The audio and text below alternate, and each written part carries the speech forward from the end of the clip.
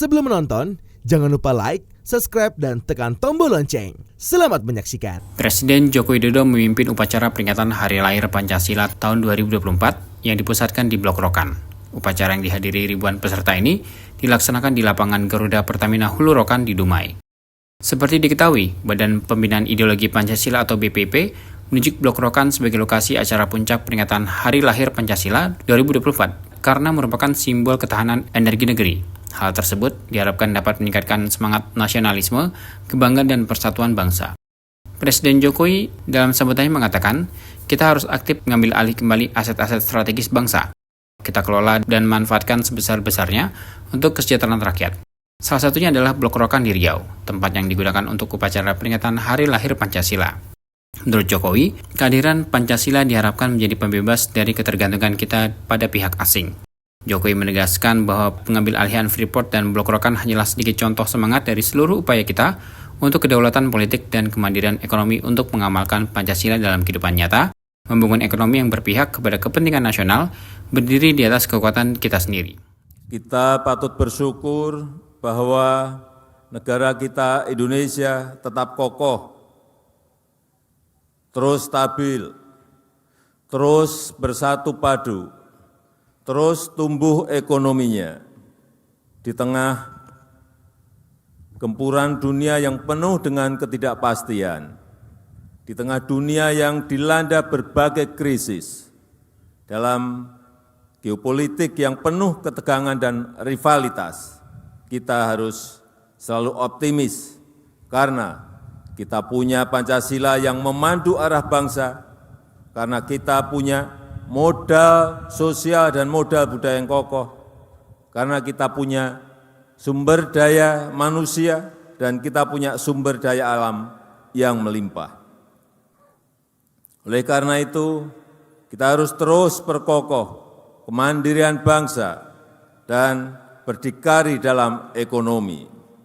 Saudara-saudara sebangsa dan setanah air, Indonesia konsisten dengan politik bebas aktif, memperjuangkan kemerdekaan semua bangsa, termasuk kemerdekaan bangsa Palestina, dan memperjuangkan perdamaian dunia. Peran Indonesia dalam politik internasional semakin kokoh. Kita telah menjadi pemimpin G20 yang berhasil, telah menjadi ketua ASEAN yang sukses, dan terus akan berkontribusi pada dunia, termasuk melalui World Water Forum yang baru saja kita selenggarakan. Keaktifan dalam dunia internasional tidak menyurutkan perjuangan kita untuk berdikari dalam bidang ekonomi. Kita terus perjuangkan kemandirian ekonomi, termasuk melalui industrialisasi di dalam negeri dan melalui hilirisasi di berbagai sektor. Kita harus menjamin kekayaan negara sepenuhnya untuk kemakmuran rakyat. Kita juga harus aktif mengambil alih kembali aset-aset strategis bangsa. Kita kelola dan manfaatkan sebesar-besarnya untuk kesejahteraan rakyat, kesejahteraan masyarakat. Salah satunya adalah Blok Rokan di Riau ini, tempat yang kita pakai untuk upacara peringatan Hari Lahir Pancasila. Setelah saham mayoritas Freeport kita ambil alih, kemudian kita ambil alih Blok Rokan ini di Dumai, yang merupakan blok migas paling produktif dalam sejarah perminyakan Indonesia, yang sudah dikelola perusahaan asing Caltex dan Chevron selama 97 tahun. Harapkan kehadiran Pancasila sebagai pembebas dari ketergantungan kita pada pihak asing. Dan pagi tadi saya mendapatkan laporan dari Dirut Pertamina bahwa produksi di Blok Rokan sudah mencapai 162.000 barel per hari. Ini lebih tinggi dari saat dikelola oleh Caltex maupun Chevron. dan merupakan 25% dari seluruh produksi nasional Indonesia. Jadi Blok Rokan ini adalah blok paling besar.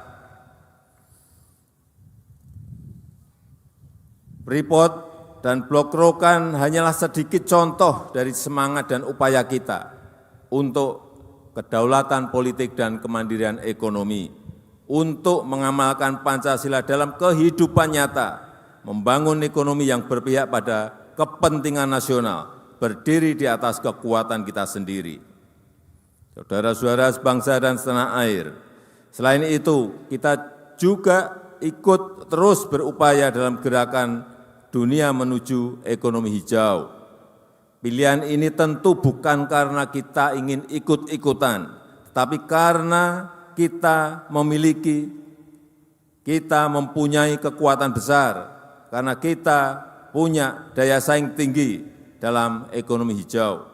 Kita punya hampir semua jenis energi hijau, mulai dari energi panas bumi, energi surya, energi air, energi angin, dan energi ombak. Kita juga punya hasil kebun yang bisa diolah menjadi biodiesel, bioetanol, dan bioaftur. Kekuatan energi hijau ini akan mengundang industri hijau, akan mengundang pembiayaan ekonomi hijau, menghasilkan green food, pangan hijau, dan membuka peluang-peluang bagi green jobs yang mensejahterakan dan sekaligus berkelanjutan. Maka dari itu, transisi energi harus dilanjutkan secara bertahap.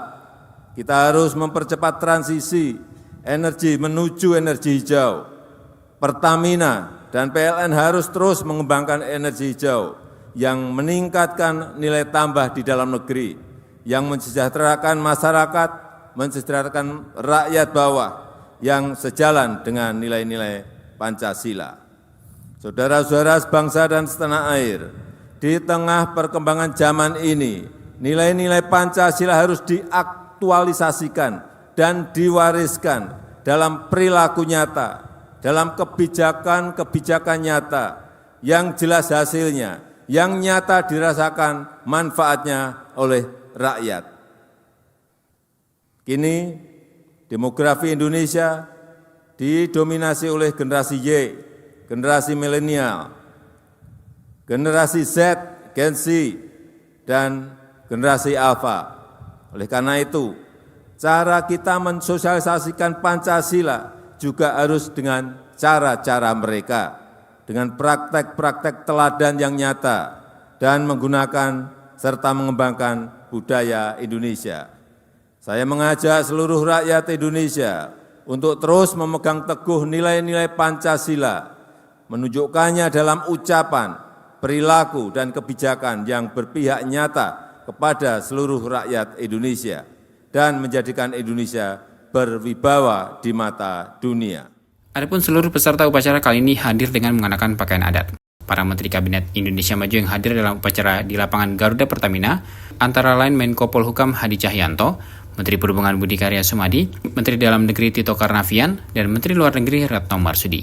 Hadir pula Kepala Badan Intelijen Negara Budi Gunawan, Menteri PUPR Basuki Hadi Mulyono, Kapolri Jenderal Listio Sigit Prabowo, serta Panglima TNI Jenderal Agus Subianto. Selain itu, Ketua DPP PDIP Ahmad Basarah dan Direktur Utama Nike Widiawati juga tampak hadir. Tampak pula mantan Wakil Presiden RI Tri Sutrisno yang mengikuti upacara secara daring dengan tetap memakai pakaian adat. Tim Eljon Media melaporkan.